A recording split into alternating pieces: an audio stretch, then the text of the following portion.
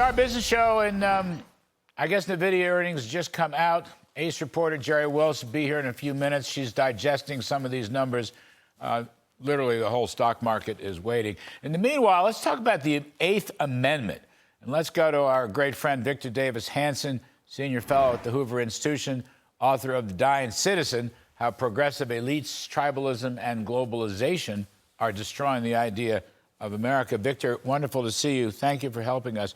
I'm going to just play the clip. Trump last night, out of the blue, pulls a piece of paper out of his pocket and reminds us of the Eighth Amendment, which, Victor, I got to tell you, I'm not as smart as you. If my life depended on it, I couldn't have quoted the Eighth Amendment. But take a listen to, here's what it looked like. I wrote this out because it was so great. The Eighth Amendment.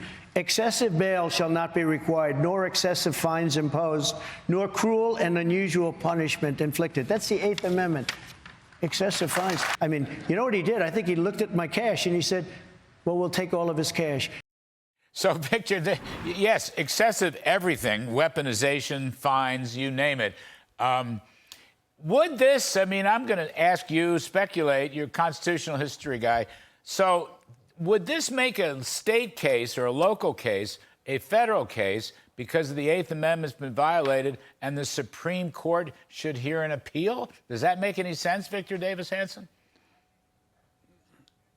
I think it'll eventually get there because if you look at past precedent, has there been anybody in this jurisdiction that was fined that amount of money, or better yet, Larry, fined at all for overstating supposedly assets on loans that were performing, adjudicated by very sophisticated auditors? Interest was paid, banks were happy, no complaint, either in the past or the present. So there's no contemporaneous example of anything like this.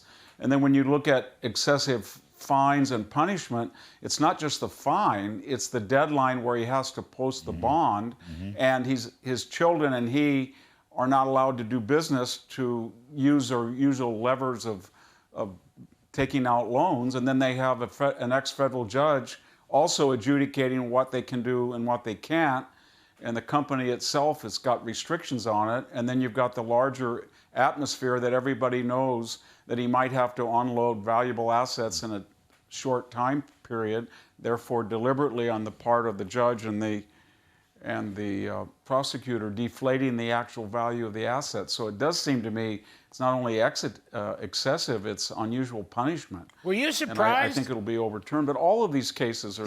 Did you see Trump do it, Victor? I mean, I think it caught a lot of people by surprise. I've not heard anybody talk about the Eighth Amendment in connection with this case, but it makes so much sense, and he just kind of calmly unfurled it. I mean, I just think it was a shocker, a kick in the pants, and I don't know, my response is very cool. Yeah, I think you're absolutely right, and there's these force multipliers. We've got all of these laws that are being used in a way they were never intended. We have Fannie Willis using a racketeering law used for mafioso or cartels to get him on an election denialist charge. Or we've got Alvin Bragg, a state prosecutor, actually a city prosecutor, trying to bootstrap a federal campaign violation on. And we've got Jack Smith rushing in unusual fashion to get his suit tried in court during the campaign season. And then we have the Letitia James. This law was intended as a consumer protection law for clients or defendants that didn't have access to the usual amount of money or influence, and they could sue then people who had greater authority and had harmed them. It was never envisioned for anything like this. So all of these cases, then we get into E. Jean Carroll. That was a bill of attainder, basically. Somebody in the New York legislature passed a bill with Trump in mind that said for 1 year the statute of limitations on long ago sexual assault will be waived, and then suddenly she refiled. So it seems like they got the target first, and then they manipulated or redefined the laws to make sure that he could be prosecuted. Well, I'd love to see them appeal all this stuff on the grounds of the Eighth Amendment. Now, they're going to appeal it on many other grounds, and Trump's lawyers are saying they are going to post bail, they are going to post bond, rather, and they will be able to cover it. But it's just an interesting thought to federalize this. It is. On the basis of all these, I'm going to read it again. The eighth, excessive bail shall not be required, nor excessive fines imposed, nor cruel and unusual punishment inflicted.